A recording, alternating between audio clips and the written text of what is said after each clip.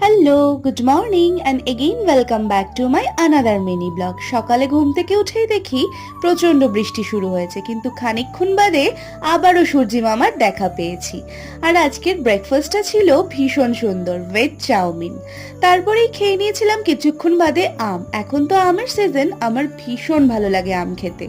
তারপরে স্নান করে নিয়ে চলে গিয়েছিলাম প্রতিদিনের মতোই পুজো দেওয়ার জন্য। আর এই সময় যে সাদা ফুলগুলো পাওয়া যায় আমার তো ভীষণই ভালো লাগে। দেখো সিংহাসনটা সাদা ফুলে কি সুন্দর সেজে উঠেছে না? আমার তো ভীষণই ভালো লেগেছে।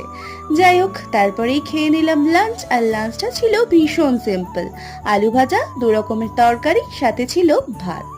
আর বিকেল নাগাদ খেয়ে নিয়েছিলাম একটা চকলেটটা আগের দিন নিয়ে আসার পর ফ্রিজে ভরতে ভুলে গিয়েছি।